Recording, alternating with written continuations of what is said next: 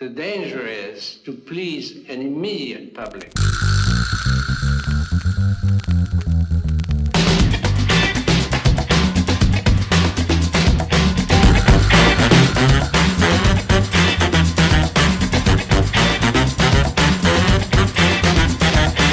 Hello everybody and welcome to the Artist Provocateur. I'm Josephat and today we're going to be looking at an artist who brought painting back to square one and another one that erased it completely and then went to the moon. I'm talking about Kazimir Malevich and Robert Rauschenberg.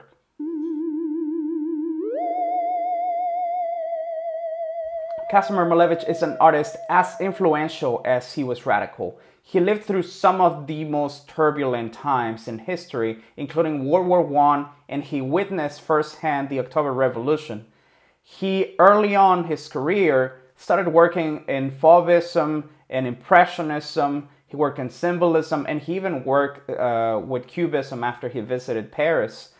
But he quickly steered away from those, and he started creating his own language of hyper-simplified geometrical forms, their relationships, and he set them against really simple backgrounds. Malevich created a style called Suprematism, and he was later a very influential presence in the creation of Russian constructivism. His idea of Suprematism basically sought to be a form of expression that steers away from the world of natural forms and subject matter in order to create what he called the supremacy of pure feeling and spirituality. So what this is, in a sense, is he's trying to create a painting that steers as far away as possible from recognizable objects. He's no longer interested in painting people, the natural world, buildings, still natures, anything that relates to nature, to the natural, to the subjective world. He wants to strip away from painting and turn painting into this spiritual experience of the purity of color and shape. He was very interested in aerial photography and aviation, which some believe led him to the creation of these aerial landscapes, which later on developed to his abstractions. Other historians actually think that his style is inspired by Ukrainian culture. Malevich's early experiments with painting led him to develop this stark and bold language, which is epitomized by his most famous and controversial painting, Black Square. Black Square is one of the defining moments in modernism. It sits on par with Duchamp's ready-mades as a game-changing moment in 20th century art. His 1915 Black Square, a black square on white canvas, represents the most abstract painting created to that time. And it just created this uncrossable line between old art and new art. In a similar way to Duchamp's, Black Square defines how abstract can a painting get from that moment on. Every painting created after Black Square is, in a sense, comparing to Black Square. Now, Black Square is relevant to art history for many different reasons, but perhaps the most controversial is Malevich's own belief that this was the first painting that wasn't about something.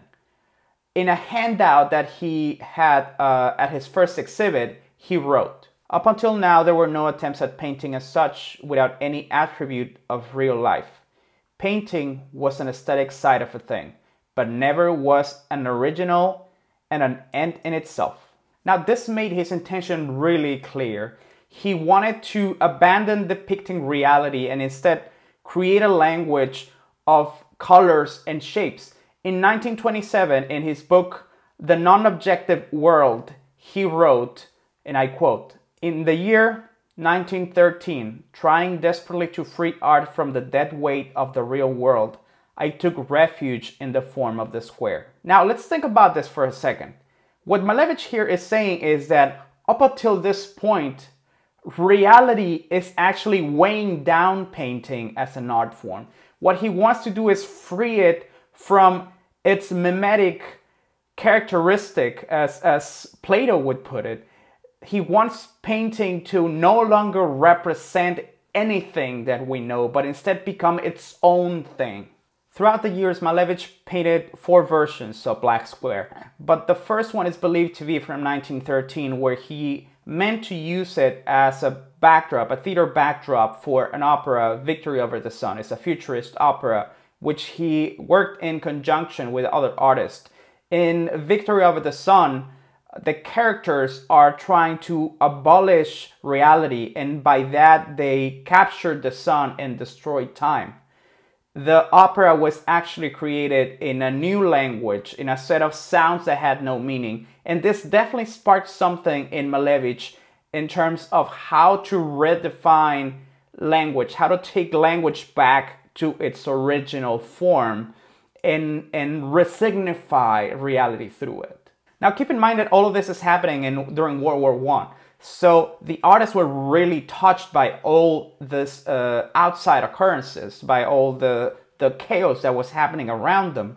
Malevich himself was working on a series of manifestos that were calling for the abolition of rational thought. He wanted to overturn hierarchies and societal structures in the West.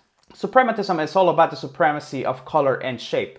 And by focusing on these elements, he can focus solely on painting without being distracted by the need to create a scene or represent a person. Black Square is not just the first work of a new movement. It's a whole new object of art that had never been seen before. Consider for a second that the people that were seeing Black Square for the first time were used to futurism and even cubism, but they had never seen anything to this level of abstraction. Malevich was very proud of this fact, and he actually envisioned Black Square as the starting point for the new painting. He saw it as ground zero for what were to come after that. It seemed to reflect, in a sense, all the revolutions and all the conflict that were happening around him, but he didn't see his painting as much as revolutionary as the dawn of a new era. Black Square could also be seen as the very first religious icon that wasn't an icon.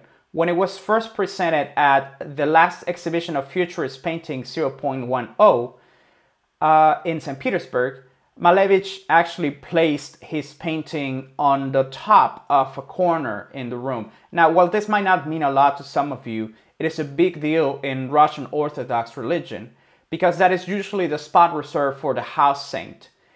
In this sense, Malevich is telling us that this piece should elicit a spiritual reaction, that we should be transformed by it. He is heralding this new age, and through it, a new age of spirituality comes with it. The Black Square became Malevich's almost signature, his logo. In his last years, when he returned to figurative painting, and when he was banned from creating abstract painting, he actually signed his paintings with a little black square. The Black Square wasn't not just Malevich's signature, but it was also an icon of the 20th century art. After Malevich's death, the government took Black Square and hid it for a long time. It became this sort of like mythical figure, this icon that could not be seen. It wasn't until later in the 1950s that the painting was exhibited again. And it again became this hugely influential piece, and it was a fundamental work in the creation of movements like minimalism. But perhaps my favorite aspect of Black Square is that in its simplicity, it has an almost infinite number of interpretations. You can think that it's a window and then you're looking into the night, or it can just be a black square on a white canvas, which is actually what Malevich intended. But the fact that matters is that there's no right way to look at it. No matter how you look at it, there's still enough room for another interpretation. You can never be completely certain that what you're seeing is what's intended. At the end of his days, in the middle of the Stalin regime, he again became heavily criticized. Some of his works were confiscated, his manuscripts were confiscated, he was imprisoned for a time, some of his works were destroyed, and he actually had to go back to painting in a realistic style because that's the only thing that the government would allow him to do. And of course, this was a huge blow for him. He died of cancer at 56. And when he finally passed away, some friends and admirers actually led him to rest his ashes in a grave marked with a black square. The people attending his funeral had little flags with black squares on them.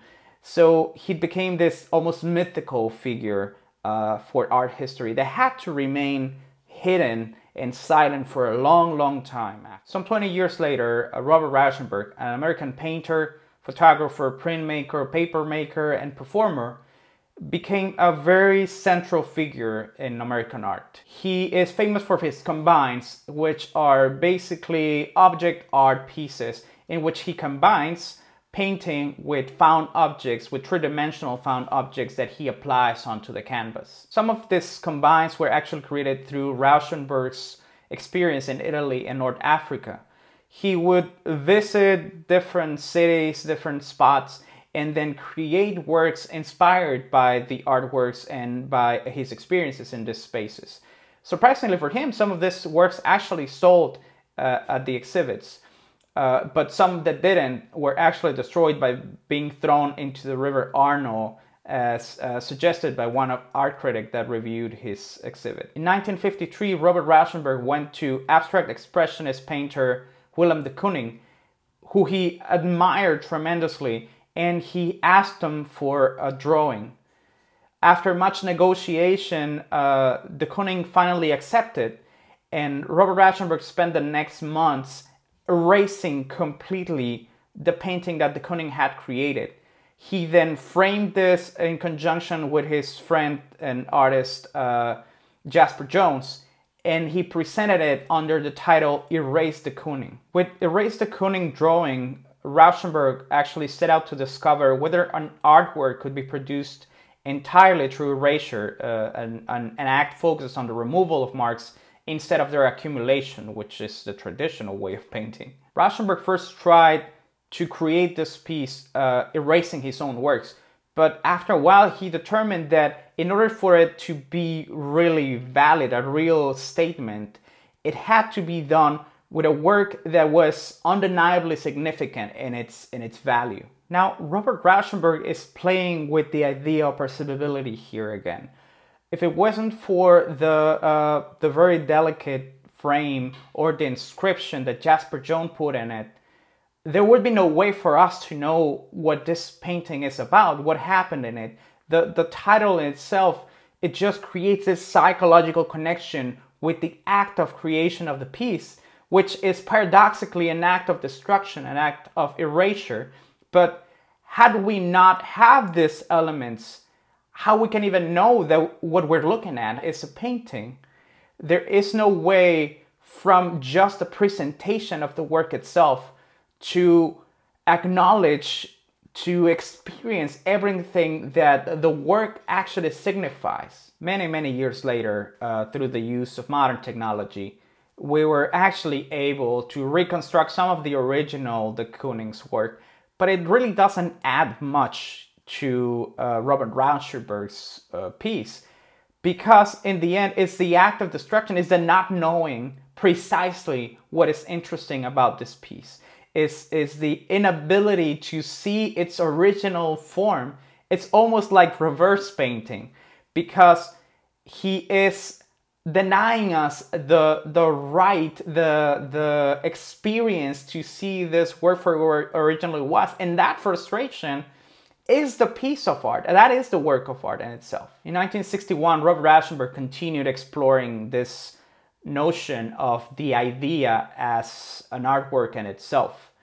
He was invited at La Galerie Iris Clerc in Paris to create a portrait of the Iris Clerc, the owner of the gallery. And his response was a telegram that said, and I quote, "This is a portrait of Iris Clerc if I say so."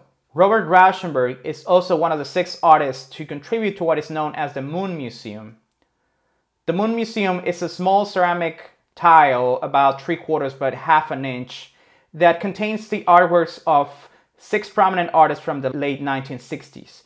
The artists' works in the museum are Robert Rauschenberg, David Novros, John Chamberlain, Claes Oldenburg, Forrest Myers, and Andy Warhol. The tile was actually supposedly covertly put onto one of the legs of the moon rover Intrepid, and it was left in the moon during the Apollo 12 mission. While there's no way for us to really know if it's still there on the moon without sending another mission to investigate, it is well known that objects have been attached to the lunar modules and left up there. There are 6 works located on the ceramic tile, each one on black and white. At the very top is a drawing of a penis by Andy Warhol, which he later defended himself, saying that it was actually a stylized monogram of his name. Next is a single line by Robert Rauschenberg. To the right there's a black square with thin white lines by David Navros. Below it's a contribution by John Chamberlain's, a template pattern which resembles circuitry. And the lower middle is a geometric variation of Mickey Mouse by Claes Oldenburg, which is a motif that the artist used a lot at the time. And finally, in the lower left, there's a computer-generated drawing called Interconnection by Forrest Myers. Robert Rauschenberg's approach is often called Neo-Dadaist, which means he is, in a sense, responding to Marcel Duchamp. This can be very well seen in his combines and the way his everyday objects are blurring the line between utilitarian and an object of art. In 1951, Robert Rauschenberg created his white painting series, his black painting series, and later on his red painting series, which follow very closely on Kazimir Malevich's language of bold colors, simple shapes, and stark backgrounds. Unlike Malevich, Rauschenberg actually played with different finish of paint. So he had some gloss paints and matte paints playing at the same time, and he sometimes applied them onto textured backgrounds. Rauschenberg was very committed to the advancement of the arts and of the future generations. He created a number of funds and scholarships that helped young artists. He was granted in '93 the National Medal of Arts, and in 2000 he was honored for his contributions to the fight against AIDS. Alright guys, that's our video. But before I leave you, here are 5 questions to get us started on our conversation about Malevich and Rauschenberg. Number 1. Is it possible to have an emotional response to simple shapes and colors? Number 2. Can art be revolutionary? Can it really elicit an uprising? Number 3. What is the point of the Moon Museum? If we were to communicate with other species, with extraterrestrial life forms, would art be something we should be talking about? Number 4. Is the destruction of art, or any other thing for that matter, a valid form of art? And finally, number 5. Can an idea be art, or does it have to take a form? Alright guys, that's the end of our video. Thank you very much for watching. Remember to leave your comments below, and I will see you next time.